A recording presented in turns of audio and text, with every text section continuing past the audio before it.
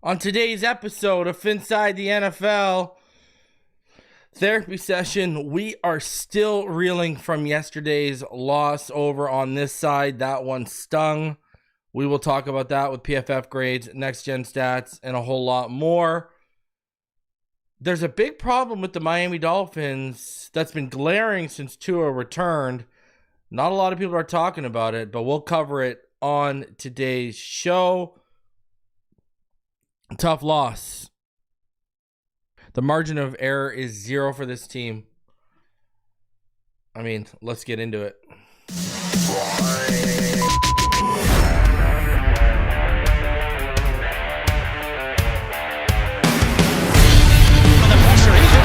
Loses the football. Touchdown!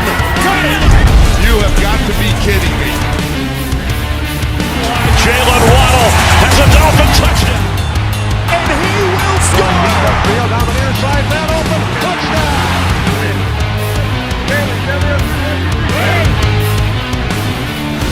The run from Tua Tagovailoa. Touchdown! He's going deep.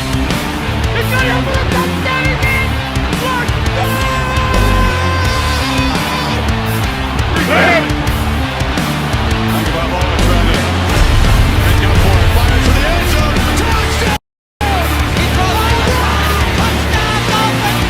Beautiful day to be a Dolphin fan. Let's go!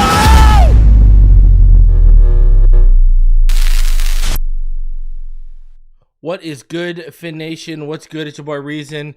Welcome you in to this episode after the tough loss, 30-17 to the Packers by the Dolphins. Yeah, it wasn't pretty at all by any stretch of the imagination. Dolphins dug themselves into a hole early on and really just never recovered from it. That's all there is basically to it. I don't know what else to say. That's literally it. So, here's basically my takeaways from the Miami Dolphins week 13, 30-17 loss to the Green Bay Packers. It kind of feels like Mike McDaniel undid some of the good faith he had gained over the last 6 weeks or so as a play caller and with personnel usage. I mentioned it yesterday on the postgame show. I thought LaFleur outcoached him, overcame no Jair Alexander, so he's better with personnel usage.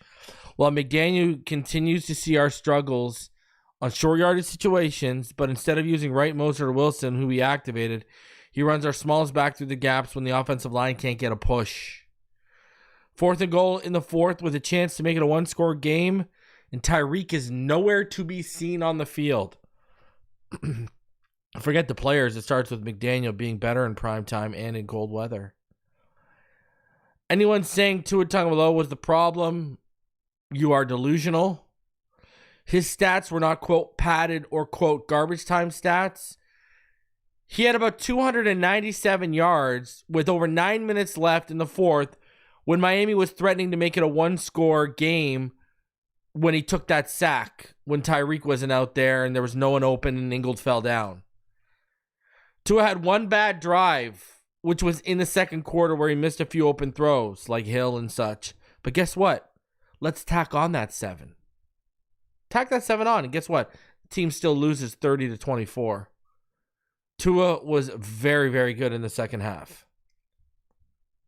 The offensive line, they were definitely one of the main culprits of the loss. Just not good enough. Miami lost in the trenches on both sides of the ball. The interior is compromised and needs Isaiah Wynn. 5 sacks and no push in the run game was nowhere near good enough. Even Armstead struggled at times, which has been rare this year. Listen, Jonnu Smith, he continues to be the best receiving option in Miami right now. That said, starting Miami's first drive of the game off after the muff punt, after being down 7-0 with a false start, then essentially killing the whole drive later on with an unnecessary roughness call was rough and put Miami further behind the 8 ball. That's all there is to it. As much as we praise Jonnu, we got to call it like it is.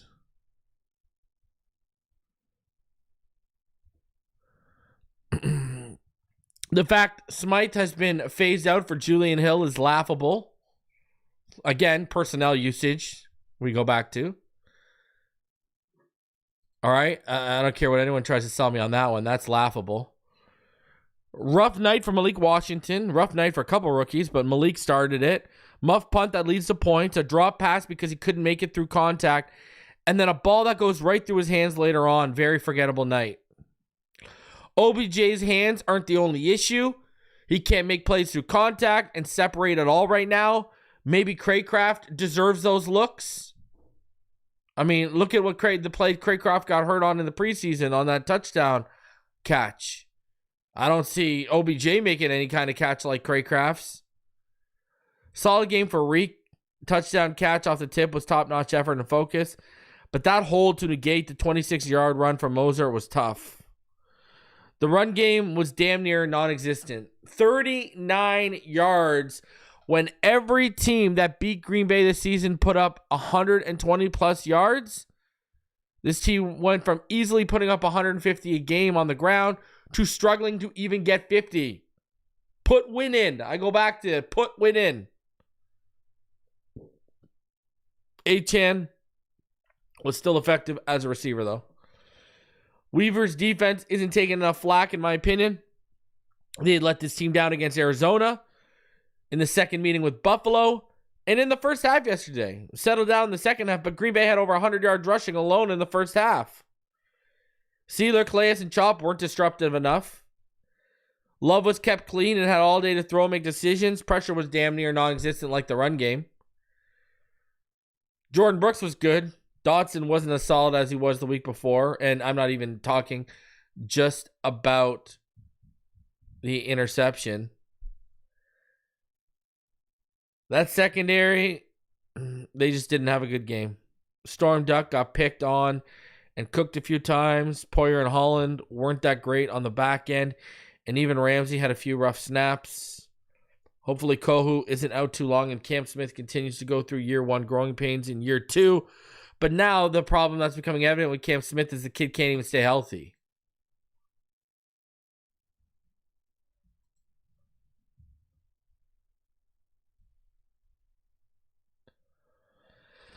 Love had 11 interceptions and 4 fumbles in 9 games heading into Thursday night, and you couldn't force a turnover? Really? Special teams was a disaster and swayed the game in the first quarter momentum-wise with a 43-yard return allowed to start the game and then a muff punt that led to 7 for Green Bay. Want to send a message? Fire Danny Crossman. This team, they'll rebound against the disaster of our franchise, the Jets, this week. There's absolutely zero margin for error if this team wants to make the playoffs, but I'll be honest with you. Last night showed me this team isn't a playoff team again, and we're going to get into it a little bit more here. All 3 phases were let down for Miami. Special teams to start the game and in the first half. Defense in the first half. And the offense in the first half. Offense stepped their game up in the second half. Defense stepped their game up in the second half, but it was too little too late. Can they run the table? Well, they have to, and there's no time to waste starting this week.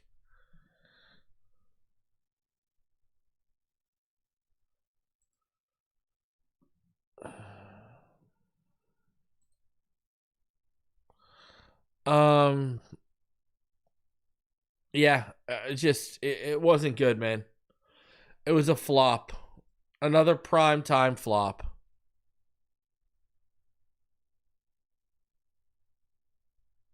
And now we got the Jets twice. We got to go to Cleveland in December. And we got Houston and San Fran. You better hope Brock Purdy is out for that San Francisco game, and I don't think he will be. Because I think, and is Stroud going to have an electric game all of a sudden against us? Because really the one that worries me the most is San Francisco. McDaniel hasn't done good against Shanahan disciples. That's a fact of the matter. I mean, yeah, we beat McVay, and that's the only one who's really been good against. He hasn't been good against Shanahan.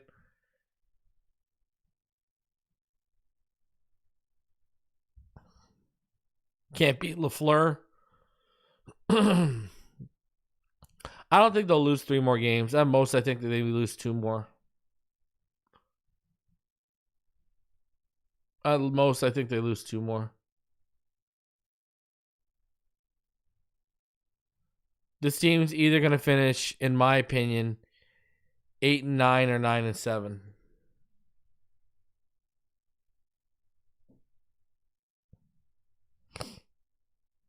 Or sorry, 9-8. 8-9 or 9-8. I apologize. I would keep forgetting the extra game.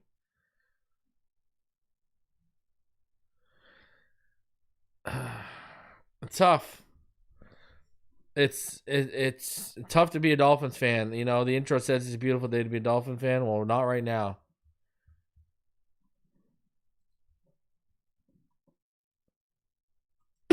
You know? I mean, 20 missed tackles yesterday.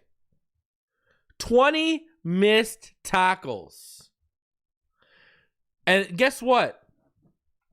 That led to 132 of Green Bay's 388 yards of offense.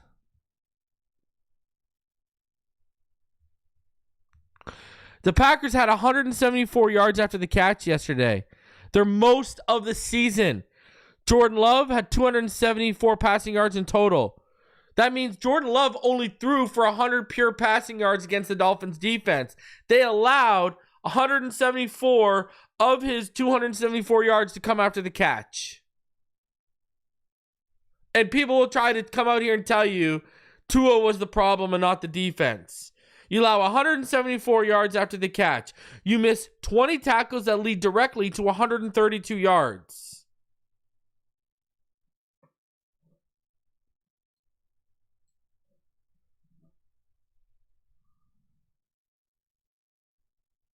And here's the fact of the matter. Tua's been very good in 2 road games against top 10 defenses since returning.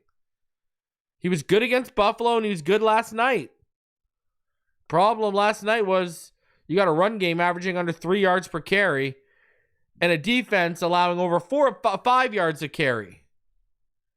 And getting no pressure and Love, giving all the time in the world and letting guys create in space against you. The defense was not good enough yesterday.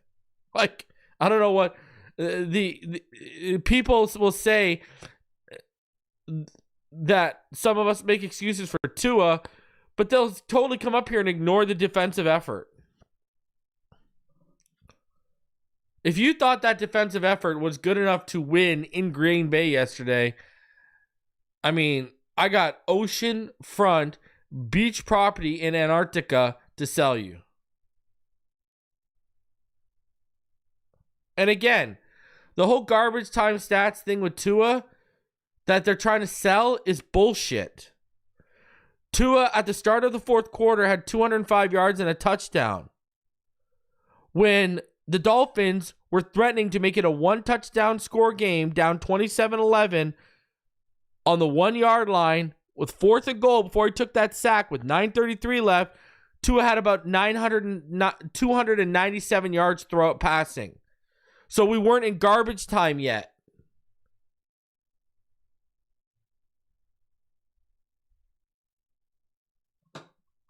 The guy had almost 300 yards, and he was about to bring us within 1 score. And then what happened? McDaniel calls a play that has no Tyreek out there. If I remember correctly, Jonnu isn't even on the field too. Jonnu and Tyreek were not on the field for that play. Waddle was the only star option. And then Ingold fell on his ass on that play too underneath. And we were put in that predicament because we couldn't get 1 yard rushing because McDaniel was using our lightest running back when you got Wright, Mostert, and Wilson, who you activated yesterday, and you only end up giving 1 snap to. What was the point? You've got bigger backs who can bruise a little bit more. Mostert had 21 touchdowns last year. You need a touchdown in that point. What have we said on this channel? You ride right in Achane from the 20 to 20, and then when you get inside the 20, that's when you should be unleashing Mostert. This guy had 21 touchdowns. You need a touchdown, and it's critical. Give him the ball. Achane had a nice run that got you down to the 1. That's great. Now punch it in.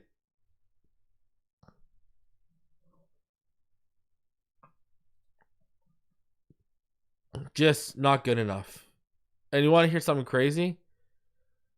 In November, December, and January under McDaniel, Miami has played 11 teams with winning records. 9 of those 11 games have been on the road.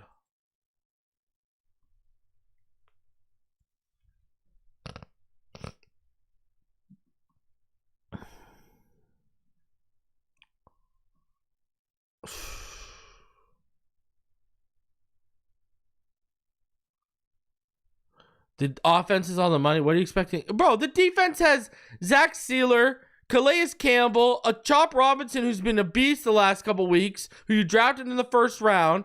You went out and spent money to bring in Jordan Brooks and you let Baker walk. You spent money on Kendall Fuller. He's hurt. Javon Holland wants $20 million. You decided to bring in Jordan Poyer instead of bringing in a better option. Oh yeah, Jalen Ramsey's one of the highest paid corners in the NFL. Don't sit there and act like there ain't money invested in that defense. See the excuses that come for the defense? Oh, well, Tua got paid and Waddle and Tyreek got paid, so it must be all of their fault. Are you delusional? You're just going to absolve the defense of any problem? Give me a break. People like, thinkers like that and people like that, A, don't know ball. B, have probably never watched a lick of film in their life, let alone know how to interpret it. And C, are what's wrong with this society right now.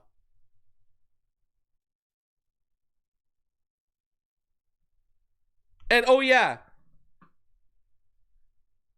they're paying Shaq Barrett to sit on his ass. That's Tua's fault? That's the offense's fault? Give me a break. The excuses, see?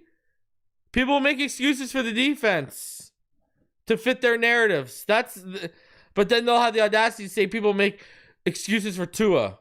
The absolute delusion is so real. And where was the defense against Buffalo and Arizona? Against Buffalo, the defense didn't have a stop for the last 41 minutes of the game. 41 minutes! They didn't have a stop since Ramsey's interception with about 11:30 left in the second quarter. There's another 11:30 to play in the half and 2 15-minute quarters. 41 and a half minutes. This defense doesn't get a stop. What did I say yesterday?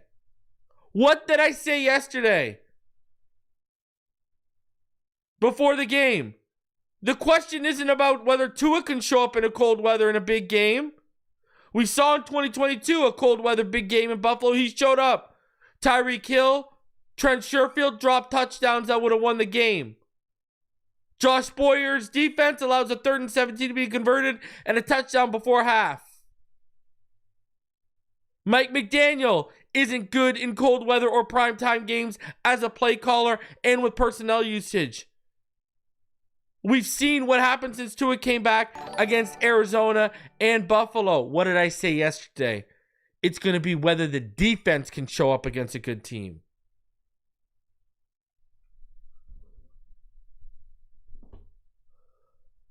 Look at what the Raiders did to us.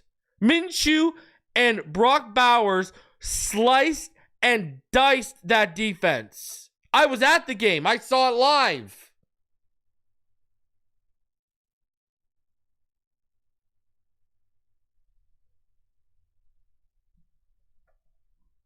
They're getting handled by the Chiefs right now. Like, you know, we won that game, but still there were issues with the defense against the Raiders. Bowers feasted against us. And they didn't have a running game. And they didn't have a running game coming in. They're one of the worst rushing attacks. Imagine if the Raiders had a rushing game. They would have given us more of a problem. But it's Tua's fault that Bowers was an issue for us. It's the offense's fault, right? The delusion is unbelievable. It's unbelievable. But here's my jabroni of the week. Everyone who bought back in and believed the Dolphins would win this week. That includes me. There's a bunch of jabroni. I'm one of these. I fall under the jabroni of the week category.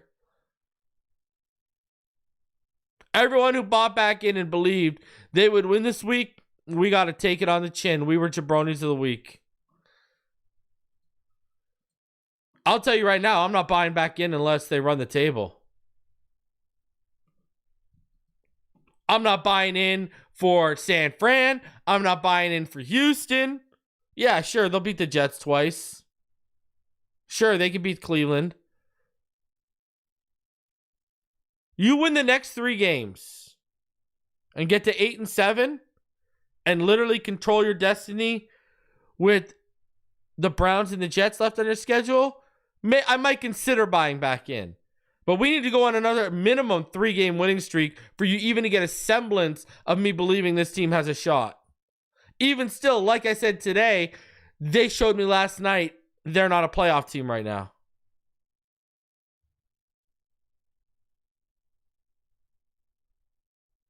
But yeah, we got to take one on the cheek this week as the jabronis of the week, people. Anyone who bought back in, it is what it is. And now I'm out until it's going to take at least a 3-game winning streak for me right now, starting like this week. Meaning we beat the Jets, we beat Houston, and we beat San Francisco for me to even consider believing again.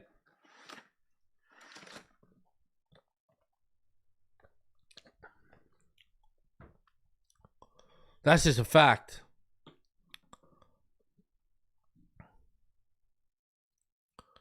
So I know a lot of people were mad last week because I called all the Tua haters jabronis of the week. And I said, hey, I've been jabroni of the week before too. And here I go again.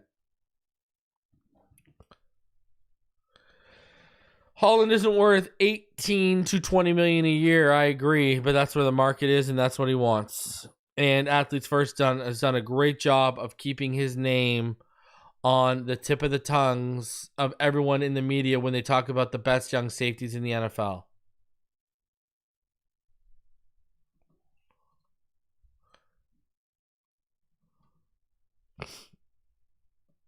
Brother, Herbert ain't changing this situation. Someone I just asked in the chat, how do we trade for Herbert? Herbert's a choke artist. What are we talking about? You guys would be complaining even more right now if we had Herbert. Like, what are we talking about here? How do we trade for Herbert? We don't. People seem to forget him choking away a big game against Jacksonville in the playoffs, huh? People seem to be forgetting about that.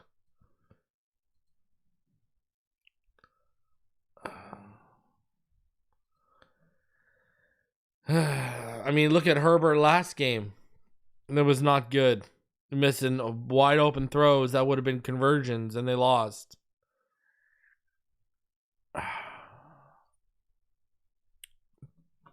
Ugly. All right. This episode is sponsored. Play Herbert at safety. This episode is sponsored by BetUS. Will the Dolphins make the playoffs? They dropped from plus 240 to plus 350 for yes. And they dropped all the way to minus 500 in terms of odds for no. Hey, if you still believe that this Dolphins offense, defense, and special teams can put it together and go on a run to make the playoffs, go put some money down on yes. It's time to make some money right now. So use promo code YouTube150. That's YouTube150. Get your first 3 deposits matched up to $2,000. Some of the best payouts in the some of the quickest payouts in the industry and some of the best customer service. Shout out to BetUS for sponsoring the video. All right. You see the title. The Miami Dolphins have a big problem. And the Tua haters aren't going to like this segment, but I'm going to bring it to y'all. The Miami Dolphins have a big problem, and it's been glaring since Tua returned. Now, before Tua came back, what did I say? I was on record. I said it a couple times. The issues we were seeing, I said, do we really think Tua fixes all this? Do we really think? And it hasn't. Let's put some perspective in there, okay? Tua Tagovailoa in 6 games since coming back from injury. 1,642 passing yards, 13 touchdowns, 1 interception, a 77% completion percentage, a 116.3 passer rating, and the Dolphins are still 500 in these games. They're 3-3. Here is the big problem for the Miami Dolphins. The big problem for the Miami Dolphins right now is they need Tua Tagovailoa to be perfect to even stand a chance against these playoff caliber teams.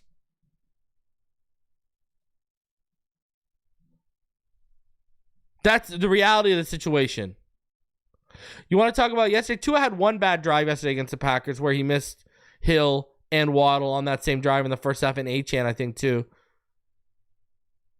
But look at this. When you put it up, Tua has to be perfect for the Miami Dolphins to stand a chance against any good teams. Because the defense, let's include Arizona in the good teams. Arizona, the Bills, and the Packers. They've given up 25 plus points to every good team since Tua's returned.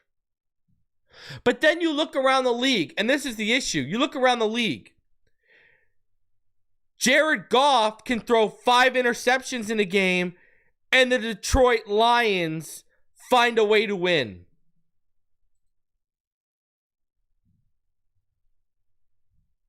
Mahomes can be mediocre like he has been the majority of the season, but through good coaching and good defense, Kansas City finds a way to win. Love against us yesterday. He counted for 14 points. The Green Bay Packers still found a way to put up 30. Josh Allen, mediocre against us in week 2. They blow us out. He was awful against Indianapolis. Awful against Indianapolis this year. He had 2 interceptions and no touchdowns. The Buffalo Bills still put up 30 points and won the game.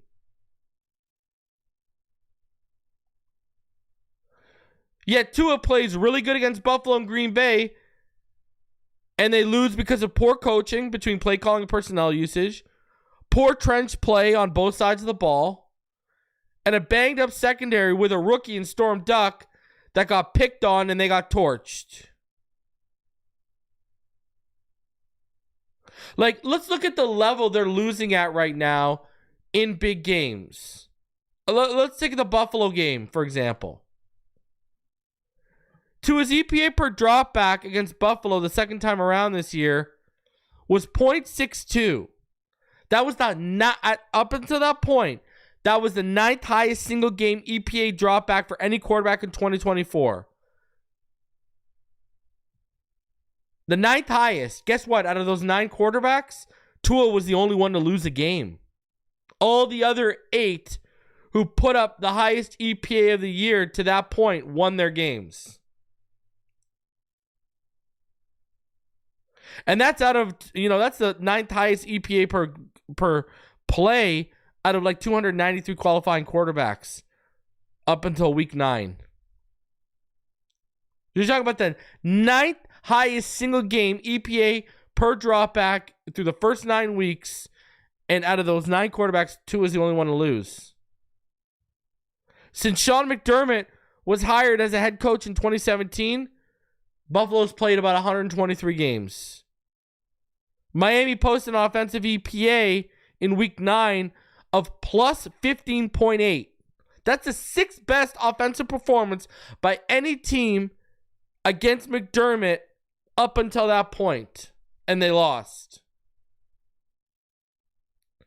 Their passing play EPA total was plus 19.91. That's the second best single game total posted by a quarterback against Sean McDermott's defense during his whole tenure with the Bills starting in 2017, and they lost. So Tua had the second best passing EPA, and they lost.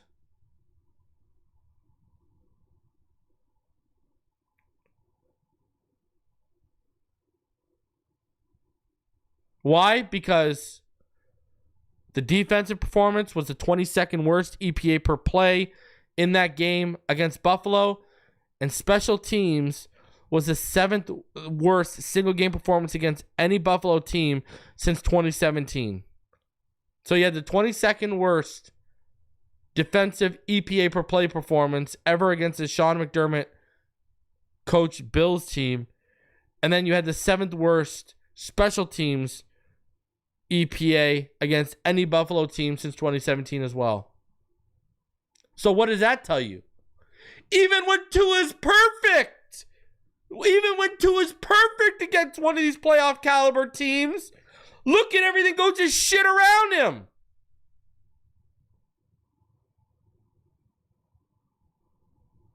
Give me a break. But it's Tua's fault.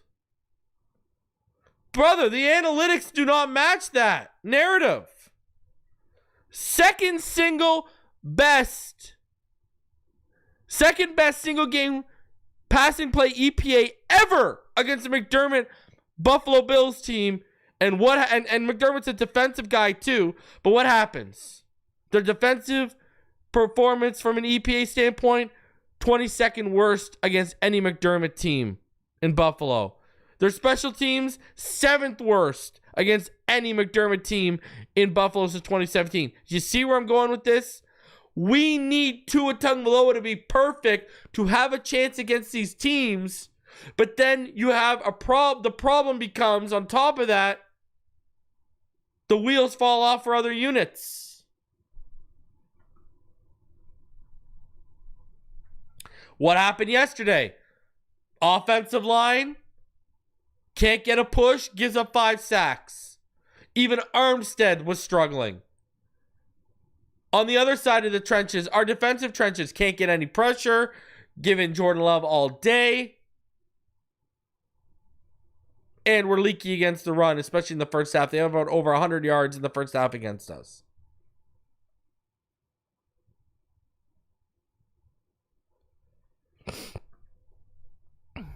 Like, that's what's crazy.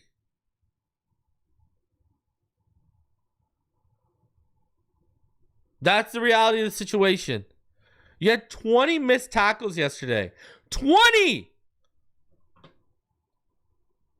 You allowed 174 yards after the catch yesterday. Jordan Love only threw for 274 yards. It means 174 yards came after the catch and you only had 100 yards of pure passing. You had 20 missed tackles, which led directly to 132 of Green Bay's 388 yards.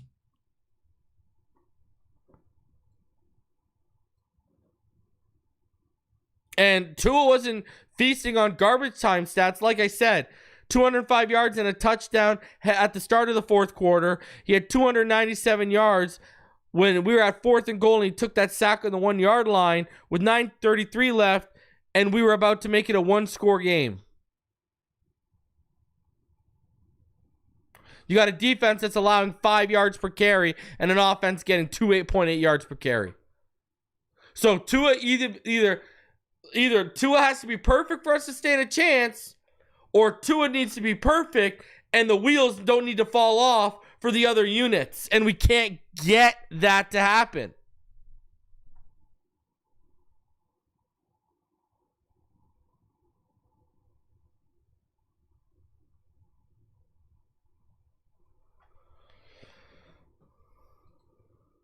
Reason I believe you're a diehard fan. Having said that, why can't you just say the Fins, including Tua, wasn't good enough? I'm telling you, the defense and the trenches weren't good enough yesterday to win.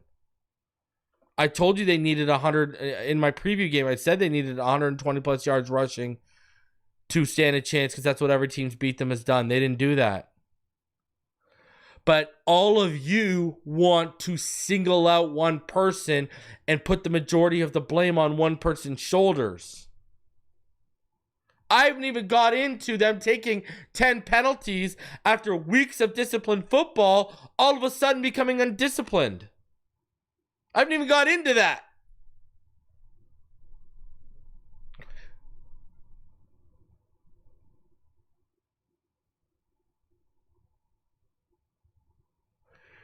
Trenches were a bigger problem than Tua.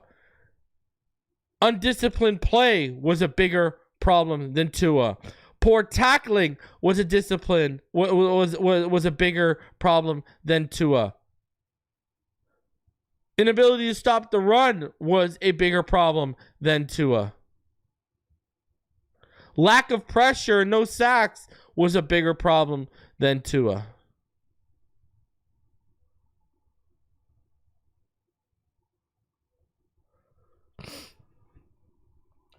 So that's but the Dolphins, that has created a big problem for Miami.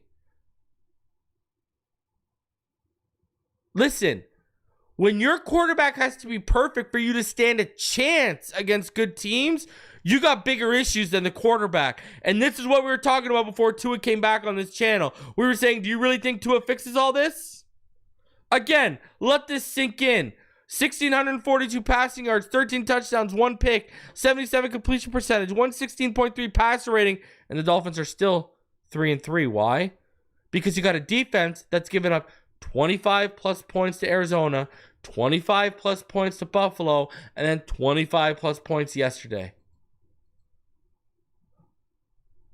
You got a defense that doesn't show up against good teams. You've got a head coach that doesn't show up against good teams when it comes to play calling, game planning, and personnel usage. Tua, guess what?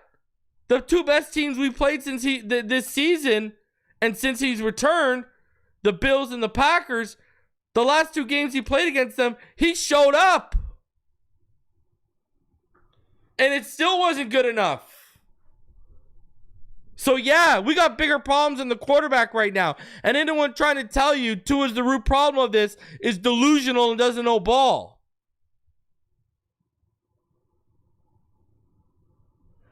And again, don't give me the excuse that all the money is on offense. Jalen Ramsey is one of the highest paid corners in the NFL.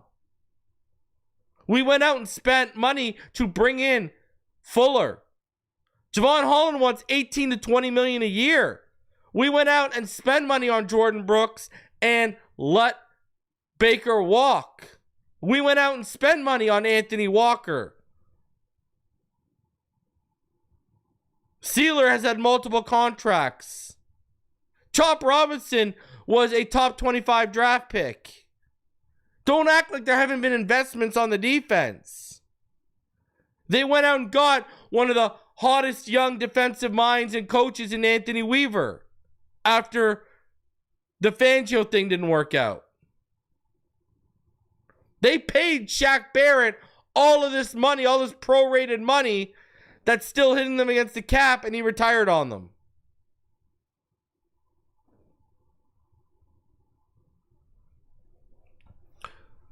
They spent a high draft pick on Jalen Phillips. Look at the money they gave Bradley Chubb after trading all those assets for Bradley Chubb. Traded multiple first-round picks, and then you gave Bradley Chubb all that money. So don't act like there ain't been an investment on the defense, because there's definitely been an investment on the defense. And again, anyone saying that there hasn't been is ignorant and clearly doesn't know ball or how to read financial books.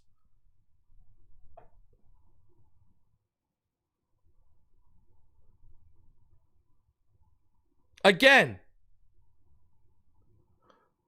Janet Brooks called the defense soft. That's been clarified today, like I said on the postgame show.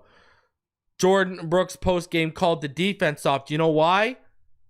Because of the 20 missed tackles. You know why? When you don't tackle in the cold weather, that makes it look like you don't want to be there.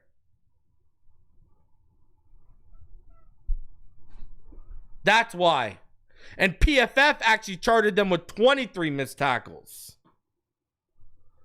Brooks was talking about the offense. About the defense. Tua was talking about the offense. You heard what Tua said, that the elements in the weather were not an issue for us. He was talking about the offense. Brooks was talking about the soft-ass defense. And again, Tua needs to be perfect or we don't stand a chance. And even when he is perfect, as I proved with the Buffalo game the second time around, he still gets let down by talent around him. It's what we saw in 2022 when all of y'all said he couldn't play in cold weather and beat a playoff team, and we went to Buffalo and he's one of the best players on the field, but Sherfield, Tyreek Hill, Josh Boyer in the defense before the end of the first half all let us down and were the reason we lost. So you got the Dolphins missing 20 tackles last night. PFF charging them with actually 23. The defense is what was soft last night.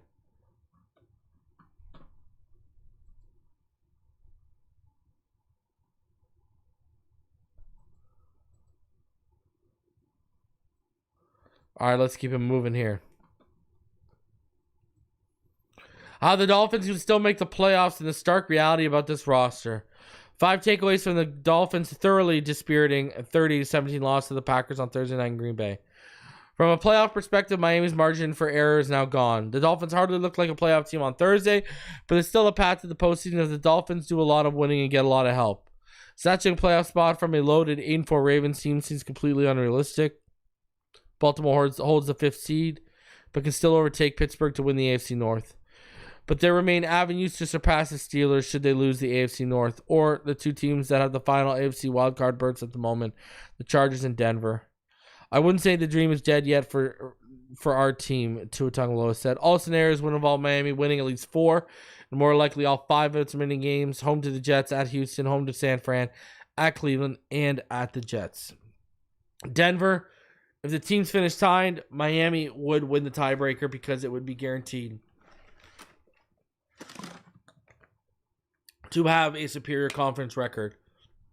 Denver plays Cleveland on Monday night, then has a bye, and then closes against the Colts, the Chargers, Cincinnati, and home at Kansas City.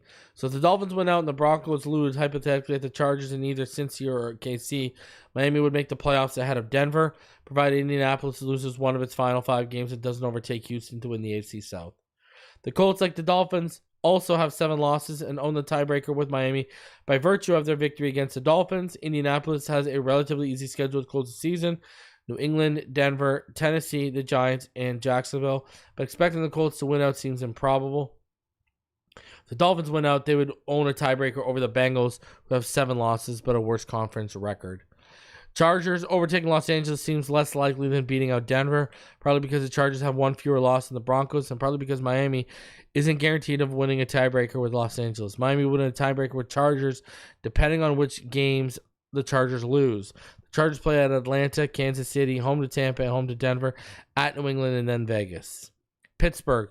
Though Miami has 4 more losses than the Steelers, the notion the Dolphins have overtaken the Steelers for a wildcard berth, while improbable, isn't entirely out of the question because of the difficulty of Pittsburgh's remaining schedule and because Miami would win a 2-team tiebreaker with the Steelers. Pittsburgh's remaining schedule at Cincy, home at Cleveland, at Philly, at Baltimore, home to Kansas City, and home to Cincinnati again. If the Steelers lose 4 of those 6 and Miami wins out, the Dolphins would overtake Pittsburgh for a wild card spot, presuming the Colts lose at least once. If the Colts lose, Dolphins and Steelers all finish 10-7 in a battle for 1 wild card spot. Indianapolis will win the tiebreaker because the Colts beat both the Dolphins and the Steelers. Told the guys, I feel 10-7 gets us in, Calais Campbell said afterwards. Here's what's most discouraging about this era of Dolphins football.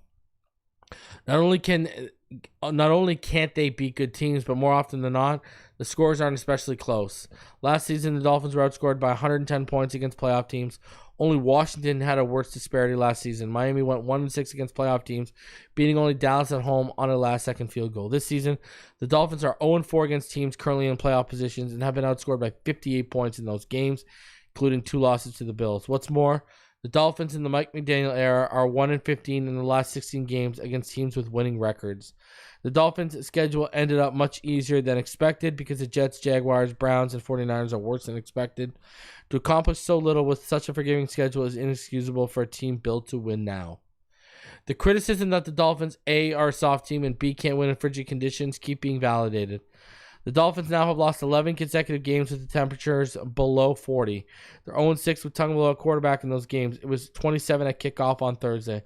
Even more disconcerting, the Packers dominated the line of scrimmage again, shining a light on the Dolphins' flawed approach in constructing this roster. They're not a physical team. That gets exposed in games like this, Jason Garrett correctly noted. Miami could neither run nor stop the run in the first half. While the Packers rushed for 102 yards on 6.4 yards per carry in the first half, 114 yards on 4.6 for the game, the Dolphins mustered just 14 yards and 7 carries in the first half, and 14 for 39 for the game. Take out the 13-yard by Devon Achane, and Miami had just 1 yard on 6 other first-half rushing attempts. It didn't help that Miami allowed 5 sacks, committed 10 penalties, and couldn't slow down Jordan Love, and missed 16 tackles in the first 3 quarters, which led to 82 extra yards by the Packers. Quote, "We're kind of winning the fight physicality-wise," Matt LaFleur told NBC at halftime. And when the Dolphins needed to impose their will physically early in the fourth quarter, they failed to convert on 1 run and 2 passes on 3 plays from the Packers' 1-yard line. A lot of it has to do with how you're built, Garrett said. If you're all about speed, and not physical, when you come up to environments like this, get into these goal line situations, it's not going to go well as you want it to. And that leads to the question about whether investing big money in 2 wide receivers instead of 1 is now a sensible approach to team building, or whether some of that money now would be better spent on bolstering the trenches. This season, Tyreek Hill has a 31.9 cap hit, and Jalen Waddle has a $9 million cap hit. It's more than 16% of the cap. Next year, their combined cap hit will be $36 million. That will be increasingly difficult to justify. The Dolphins can't consistently get them the ball.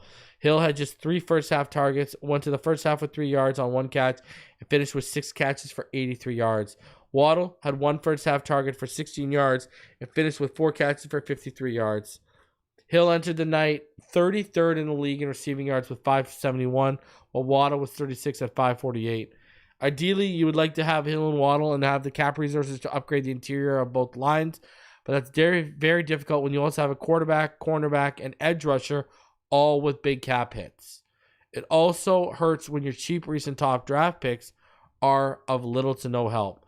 Smith, who has fallen behind undrafted rookie Storm Duck on the depth chart, dislocated his shoulder on Thursday. Tyndall hasn't played a defensive snap all season. Top 10 defenses keep flummoxing the Dolphins offense, but the bigger problem Thursday was Miami's defense.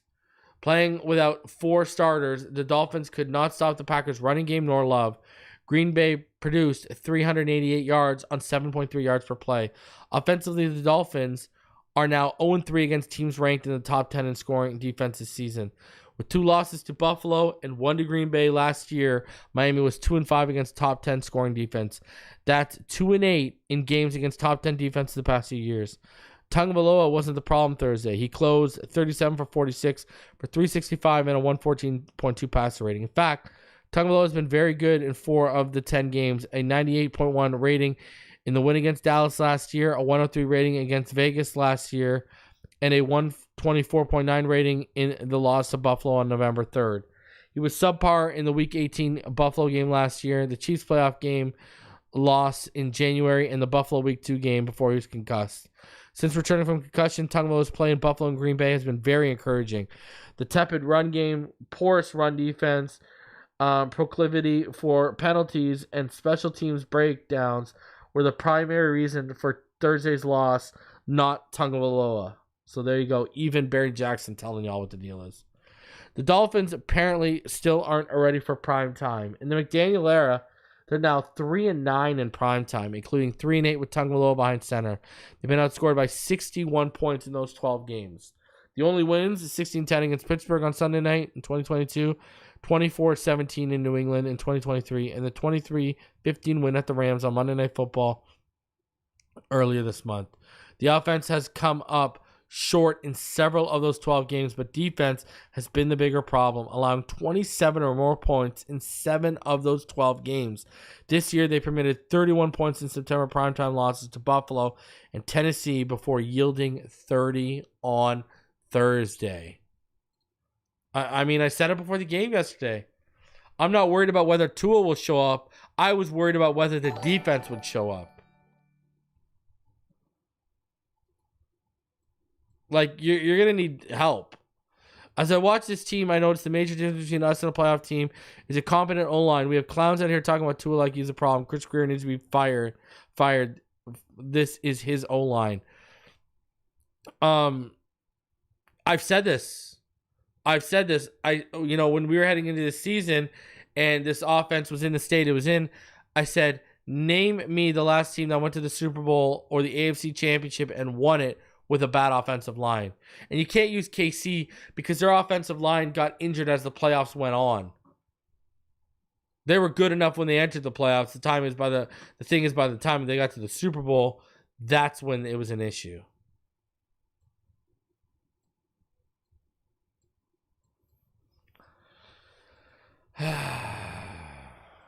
Ugly.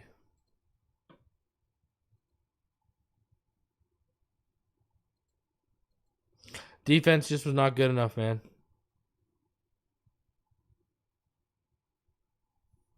I don't know what else to say right now.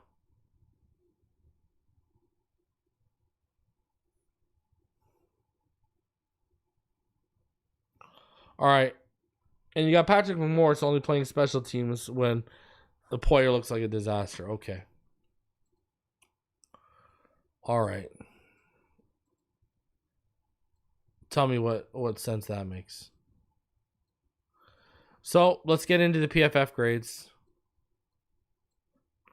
Here is what we are looking at when we get into the grades. Let's start off offensively. Armstead was somehow your highest graded guy. Tua was your second highest graded. Jalen Waddle was your third highest graded. Ingalls 4, Jonnu 5. Malik Washington was the worst graded. Julian Hill was the second worst graded. And then River, Craycraft, Liam Eichenberg, and Devon Achane round out the worst graded Dolphins. When you look at passing and everything that goes with that, the pressure and the depth, Tua was 0 for 2 on the deep level, according to PFF. He was 10 for 12 on the intermediate level. Short level, he was 22 of 26. The behind the line of scrimmage, he was 5 of 5. When Tua was kept clean, he was 28 of 35 for 295 yards and 2 touchdowns. And he had an 85.3 completion percentage when you adjust it due to the drop. There was a drop.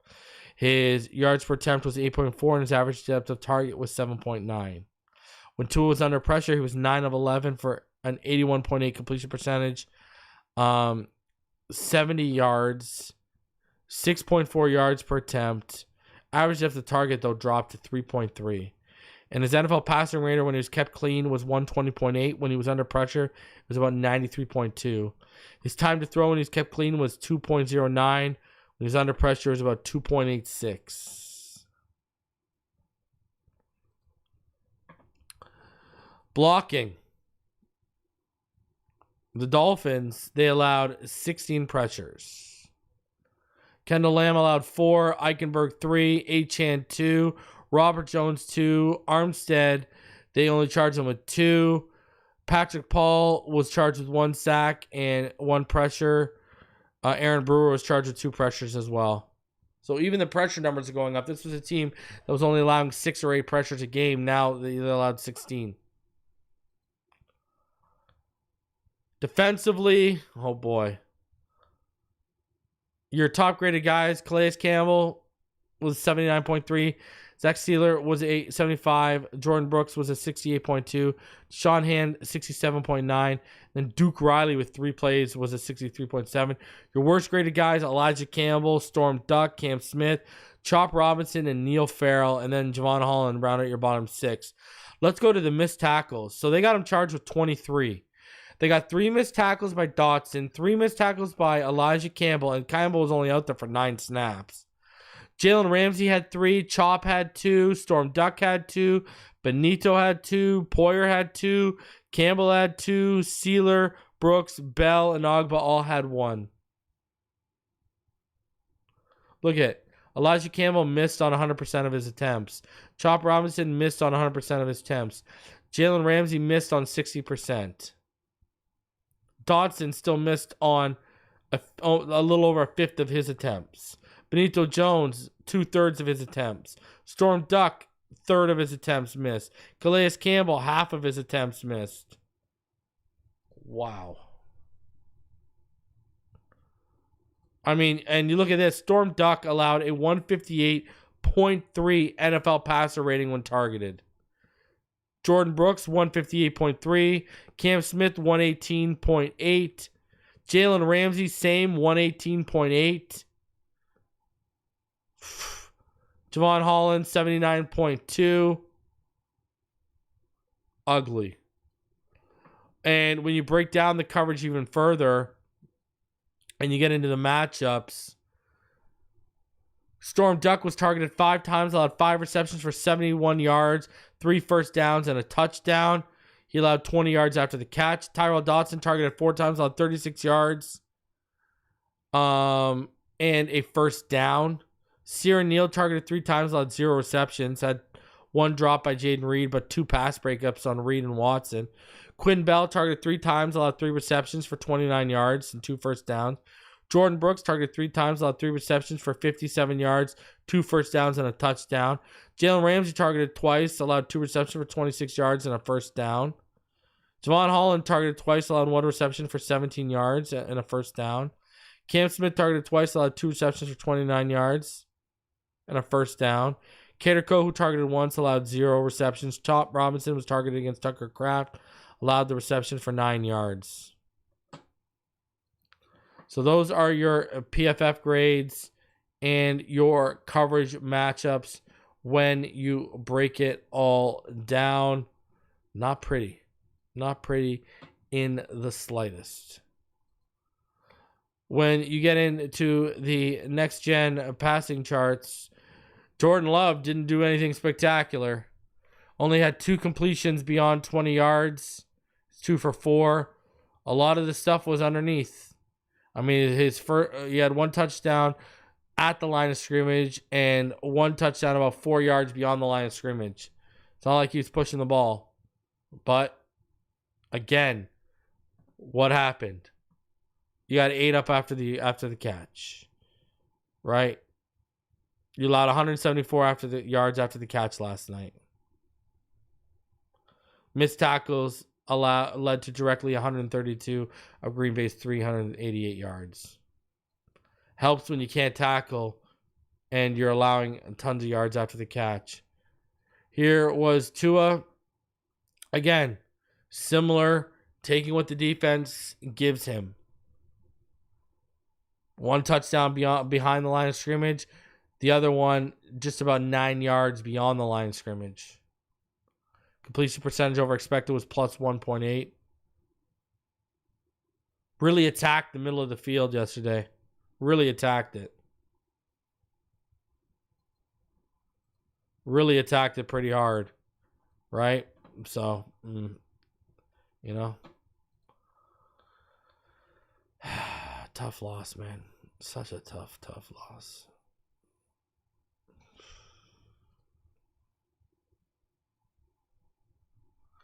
So, when you break down the next-gen stats, Tua Tagovailoa, longest completed air distance was 28.3. Jordan Love, 47.3. Fastest ball carrier, Raheem got up to 17.71. Nixon got up to 20.17. Fastest sack, Inegbear, 2.9 seconds. You look at next-gen stats, they have Tua 0 for 1 from the deep level, which is obviously a discrepancy from the PFF chart, right? The PFF chart, if you remember, with Tua, they had him 0 for 2 to the middle of the deep field. They have him 0 for 1 to the left on the intermediate level, 7 for 9 to the middle of the intermediate level, and 2 for 3 to the right. PFF had him 0 for 0 to the left intermediate, 8 for 10 over the middle intermediate, and 2 for 2 to the right. So discrepancies there. Remember, next gen stats, they got like chips in the ball. Next Gen Stats has him 4 for 4 to the left short, 8 for 11 to the middle, and 11 for 11 to the right. PFF had him 2 for 2 to the left short, 16 for 20 over the middle short, and 4 for 4. So big discrepancies there. And then Next Gen has him 3 for 3 to the left behind the line of scrimmage. PFF had him 1 for 1. Next Gen has him 1 for 2 over the middle behind the line of scrimmage. And Next Gen had him 4 for 4. Big discrepancy there. And the Next Gen had him 1 for 1 to the right behind the line of scrimmage. And PFF had him 0 for 0. So there you go. You see Jordan Love 1 for 3 on the deep level, 1 for 2 on the intermediate level. He was just eating underneath. Achane, 4 attempts for 16 yards off the left edge. A lot of success came off the left edge for Raheem.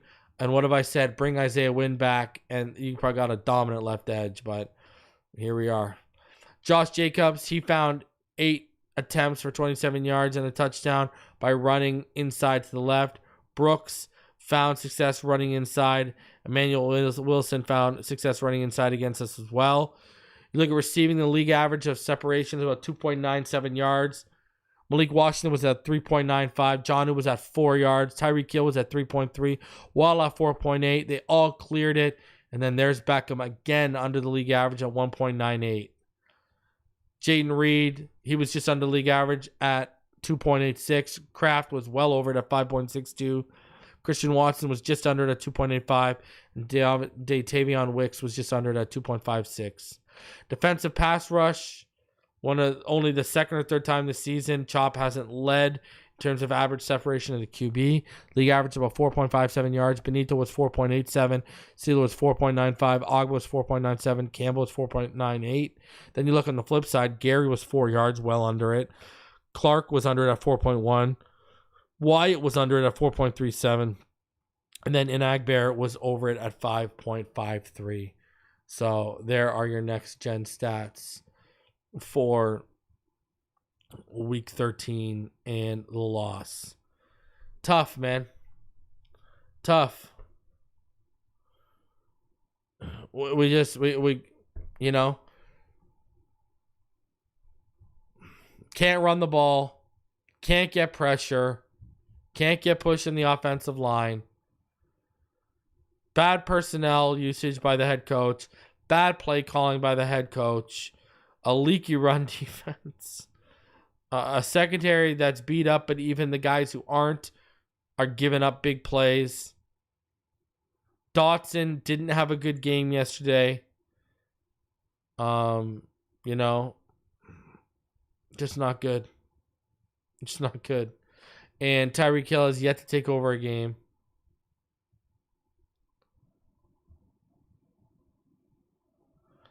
It sucks. This offensive line giving up 5 sacks and getting no push in the run game. Again, every team that have beat Green Bay this year had 120 yards or more rushing. You got to be able to run the ball. In cold weather is like playoff games. You have to be able to run the ball. To win in cold weather, you got to be able to do the things you got to do to win in playoff games. You got to have good gap integrity on defense. You can't give up explosives. And you have to have sound defense overall. Offensively, you have to win in the trenches and you have to run the football. You have to be physical and set a tone. We did none of those things. And again, I haven't even got into the 10 penalties. You can't be undisciplined on the road in a must-win game. Taking 10 penalties, not being able to run block, giving up 5 sacks, not being able defensively to get pressure or stop the run consistently. Bad play calling and personnel usage from your head coach. That's a recipe for disaster.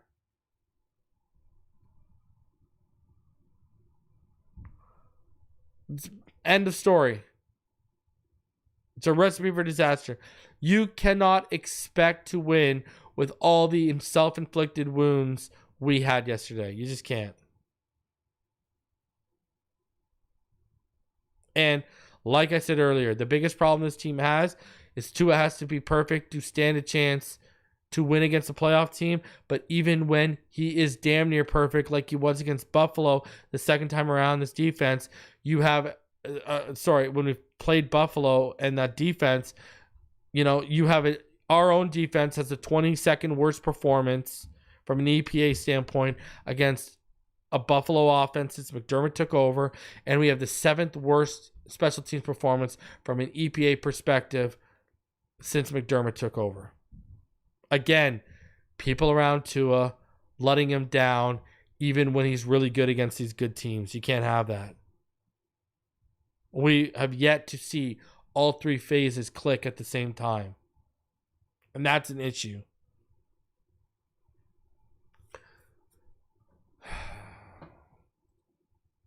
Guys, this episode, it is sponsored by BetUS. Go over to betus.com. Use promo code YouTube150. Get your first 3 deposits matched by 150% up to $2,000. What are the odds you think the Dolphins make the playoffs? BetUS has them plus 350 to make it, minus 500 to miss it. If you believe and you got faith, go put some money down and try and make some money off a run. The margin of error is 0 for the Miami Dolphins. They basically need to win out and need some help.